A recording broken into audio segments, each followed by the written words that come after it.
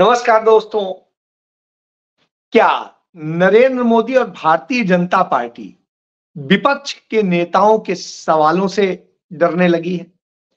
क्या यदि विपक्ष कोई सवाल करेगा या विपक्षी नेता कोई बात करेगा तो फिर गोदी मीडिया उसके पीछे ऐसे पड़ जाएगा जैसे गली के कुत्ते किसी व्यक्ति के आ जाने पर पड़ जाते हैं?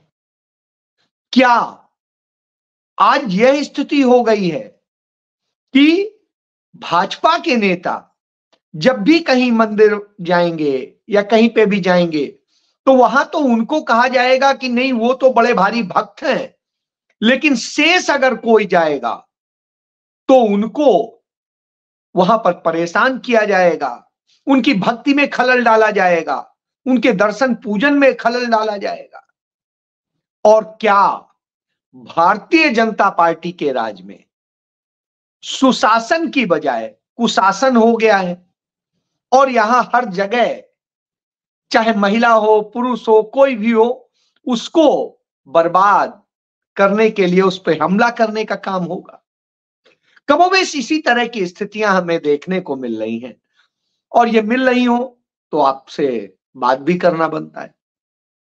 लालू प्रसाद यादव ने नरेंद्र मोदी से एक सवाल पूछ लिया था कि साहब ये बता दो, संतान परिवार और सबकी बात आप करते हैं तो आपने परिवार क्यों नहीं बढ़ाया, आपने संतान क्यों नहीं पैदा करी? नंबर एक, आपके पास तो शादीशुदा थे, बीबी थी। और दूसरा ये कि आप यदि हिंदू हैं तो हिंदू शास्त्रों के मुताबिक क्यों नहीं करते हैं? बात हो गई। पूरे देश भर में भारतीय जनता पार्टी के जैसे बिल्कुल, मेरे फादर पुलिस ऑफिसर थे तो मुझे पता है कि तमाम सारे मुलजिमों के थोड़ा सा पेट्रोल लगा दिया जाता था तो बिल्कुल रॉकेट बन जाता था और फिर उससे पूछताछ होती थी। तो वो ऐसे ही भारतीय जनता पार्टी के लोगों के वो पेट्रोल लग रहा है।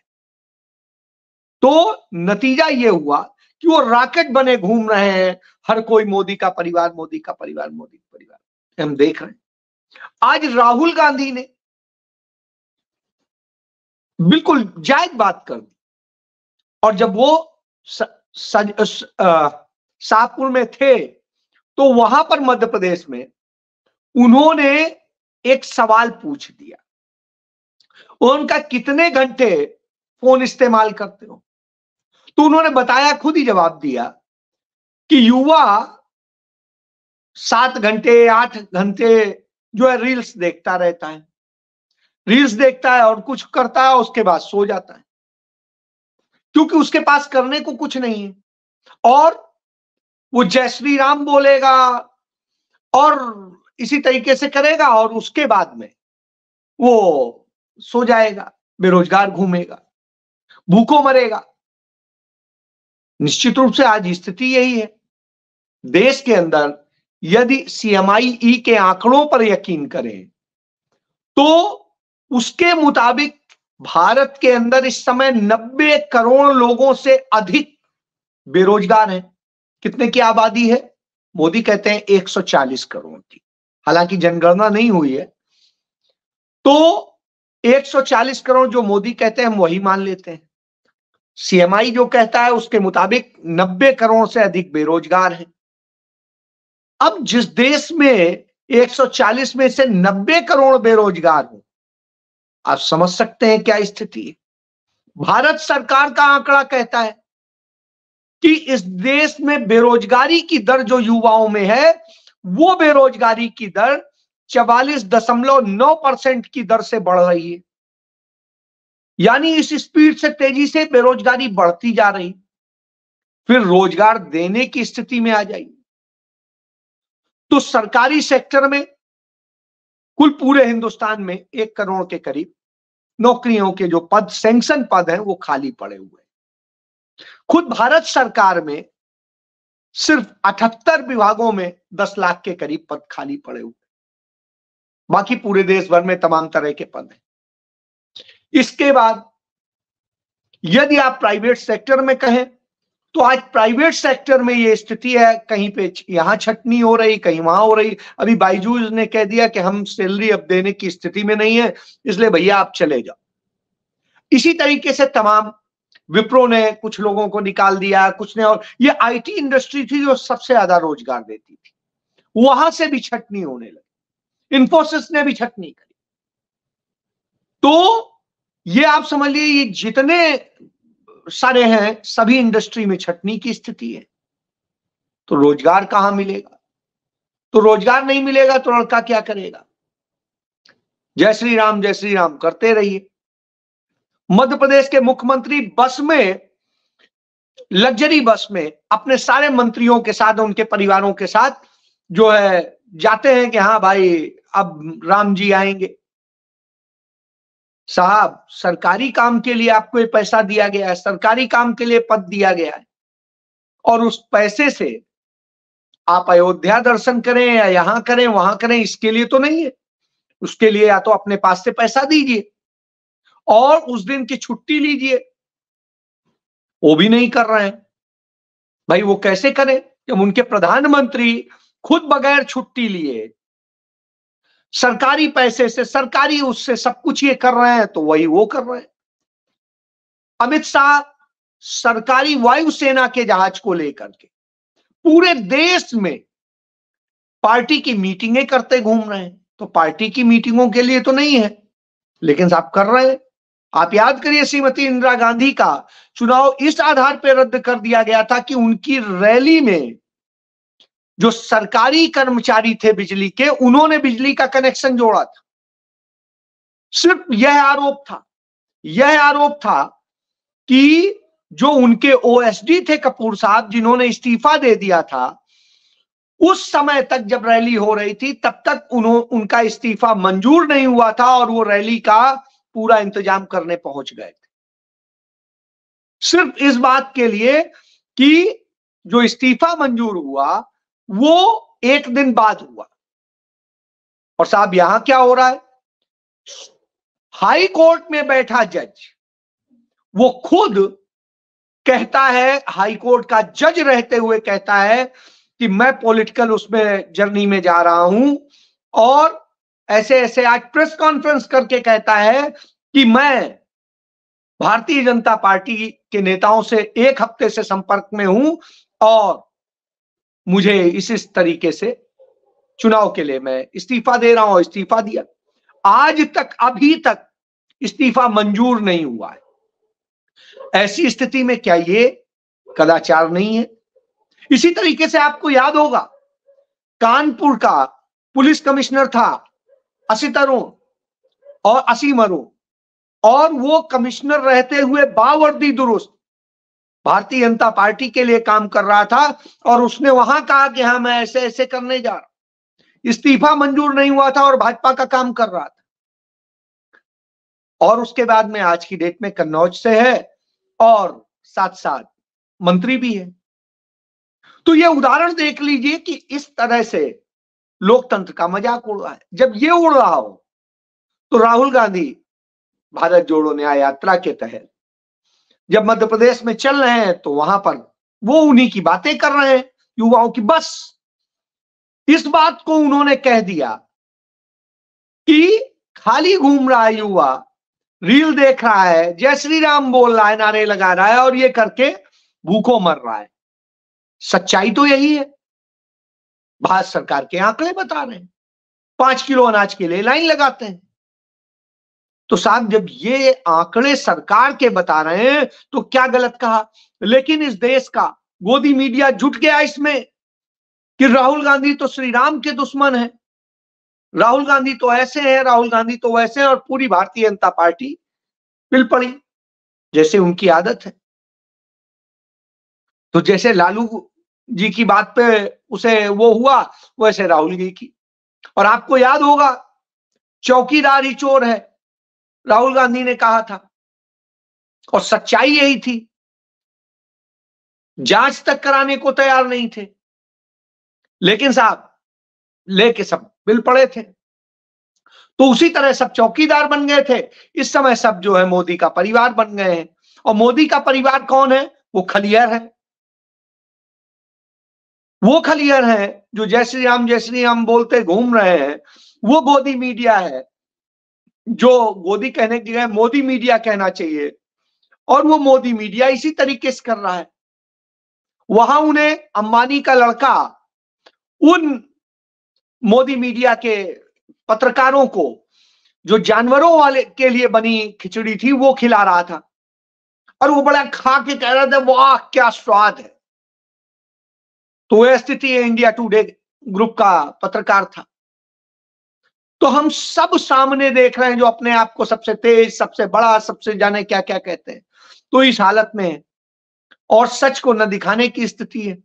तो राहुल गांधी जब चल रहे थे तो फिर जैसे होता है कि आपको याद होगा आसाम में चल रहे थे, डर था, तो आसाम में कुछ भाजपा के लोग भेज दिए गए, जाओ जाओ मोदी मोदी मोदी मोदी लगाओ। चलिए भाई हुआ, राहुल गांधी में तो डर है नहीं, तो पहुंच गए थे मिलने। फिर उसके बाद आपको याद होगा झारखंड में वो दर्शन करने गए थे जब देवघर में, चूंकि वो शिव के भक्त हैं, वहां पे भी किए, वहां पर भी किए, बनारस में और सब जगह। तो जब वो गए तो वहां से निकले तो वैसे ही गेट के पास में कुछ लोग जो है, जो तमाम सारे उनका दलाल है, वहां से सांसद है दुबे, तो उस दुबे के लोगों ने वहां पे नारे लगा दिए। राहुल गांधी बिल्कुल नहीं डरे, उनके बीच से निकल आए। तो यह उसके बाद अब क्या करते।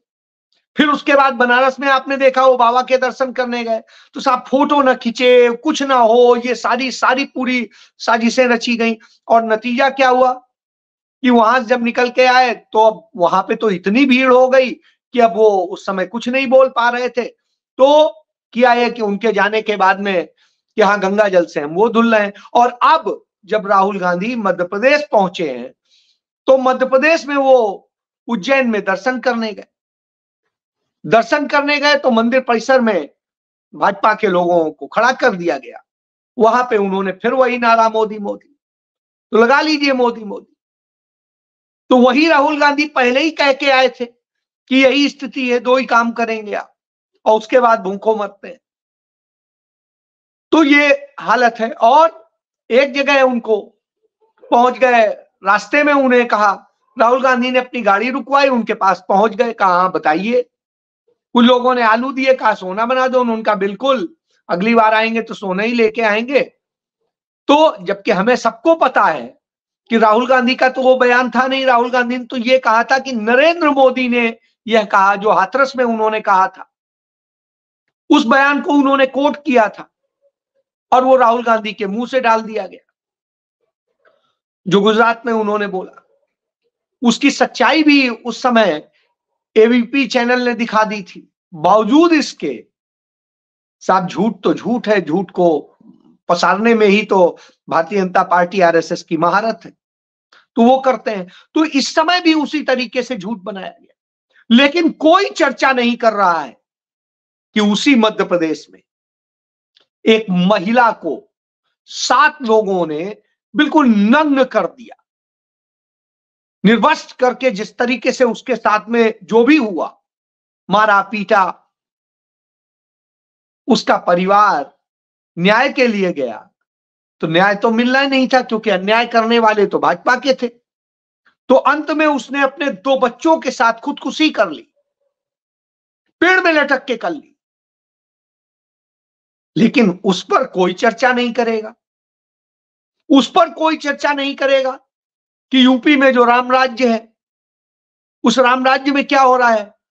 शाहजहांपुर में एक व्यक्ति की रोजी रोजगार का एक सिर्फ उसके पास में टेम्पो ट्रेवलर था, और वो किस तरह चोरी हो गया तो उसकी एफआईआर लिखवाने के लिए वो बार बार थाने जा रहा था, थाने चौकी थाने और सब, क्या कोई एफआईआर दर्ज करने को नहीं तैयार था। 7 दिन में उसकी हालत ये हो गई, वो पागल हो गया, क्योंकि कर्ज लेकर के किसी तरह उसने खरीदा था अपना घर चलाने के लिए। स्थिति हुई कि वो जा करके उसने पुलिस अधीक्षक के कार्यालय के बाहर वहां अपने आप को आग लगा ली। क्या इस पे शर्म नहीं आनी चाहिए थी? क्या इस पर चर्चा नहीं होनी चाहिए थी? क्या इस पर चर्चा नहीं होनी चाहिए कि किस तरीके से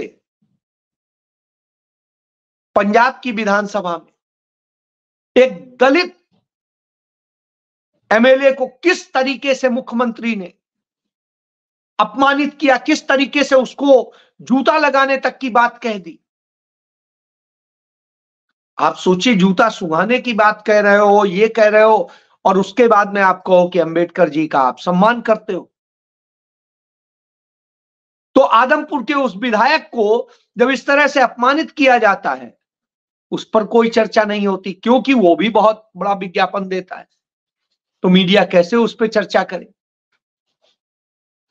फिर उस पर भी चर्चा नहीं होती है कि अकंठ भ्रष्टाचार में डूबी हुई लुधियाना नगर निगम के भ्रष्टाचार को लेकर के वहां के सांसद, वहां के एमएलए ने प्रदर्शन किया, और कांग्रेस पार्टी के सांसद जो है रवनीत बिट्टू, और जो वहां पूर्व मंत्री हैं और एमएलए हैं भारत भूषण आसू, उन्होंने जहां पर जाकर के प्रदर्शन किया और उसके दरवाजे पर ताला लगाया, इस बात पे उन्हें मुकदमा दर्ज करके जेल भेज दिया गया, 14 दिन की न्यायिक हिरासत में भेज दिया गया।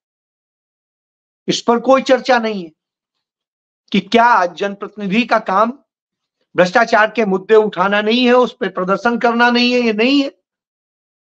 कौन सा लोकतंत्र है? तो लोकतंत्र के साथ जब इस तरह के खिलवाड़ हो रहे हो तो चर्चा उन पे होनी चाहिए। क्यों नहीं काले धन पे चर्चा होती है कि काला धन 4 गुना बढ़ गया, ये नरेंद्र मोदी सरकार के आंकड़े, क्यों नहीं चर्चा हो रही? क्योंकि काला धन जमा करने वाले ही तो चुनाव बांड में पैसा देते हैं, और जो हफ्ता वसूली होती है उसमें वो सबको पता है, इसलिए। लेकिन आप चर्चा होगी कि लालू जी ने ये कह दिया, चर्चा होगी कि राहुल जी ने ये कह दिया। तो जब ये सारी चर्चाएं होती हैं तब निश्चित रूप से सवाल उठता है कि यह मीडिया क्यों न मोदी मीडिया कहा जाए? क्यों इसे आप कहेंगे कि हाँ नहीं, ये मोदी मीडिया नहीं है? वास्तव में मोदी मीडिया है तो आप कहेंगे ही मोदी मीडिया है। इसके बाद में जिस तरीके से और तमाम चीजें सामने हैं, जिस तरीके से नरेंद्र मोदी झूठ का प्रचार कर रहे हैं, कोरा झूठ प्रधानमंत्री बोल रहा हो और उसके बाद में मीडिया उसी को ही सच साबित करने पे तुल जाता है, यानी वो मशीनरी है कि वो कुछ भी गलत कहें, कुछ भी कहें, वो हो जाता है। उनकी जवान लड़खड़ा जाती है क्योंकि झूठ बोल रहे होते हैं, कोई आंकड़े तो होते नहीं। तो इस तरह की स्थितियों के बाद में फिर लगता है क्या लोकतंत्र है? तो लोकतंत्र का खात्मा जब कर दिया गया हो, इस तरह का डर हो, और डर किससे लगता है, क्यों है?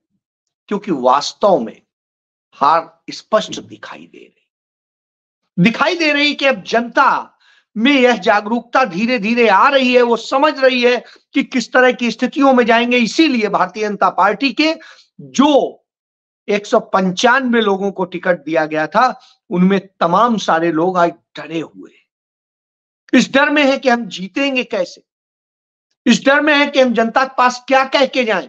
5 साल पहले हम क्या कह के गए थे, उसमें हमने किया क्या है? तो करने के लिए कुछ नहीं। और करने की जब बात होती है तो आप समझिए कि नीरव मोदी के कहे पर बांसुरी स्वराज को टिकट दे दिया जाता है, क्योंकि नीरव मोदी को भारत से भागने के लिए जो चिट्ठी दी थी, जिसके बूते परमिशन मिली थी उसे भारत से बाहर लंदन जाने की, वो सुषमा स्वराज ने लिखी।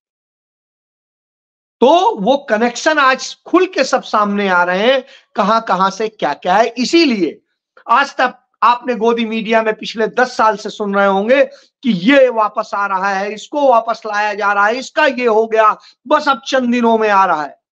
तो दाऊद इब्राहिम से लेके सबको ला रहे थे, आज तक लेके कुछ नहीं आ पाए। और जब ऐसा कुछ होता है तो साहब, एक केरल में दे दिया है उन्होंने टिकट एक मुस्लिम को, वो कह रहा है कि मोदी की टार्च से हम मदरसों में जो अंधेरा है उसे रोशन करेंगे, मोदी की टार्च से। तो आप समझ लीजिए वो क्या करेगा। तो इसलिए सावधान होना चाहिए आपको, और सच को जानना और पहचानना चाहिए। जय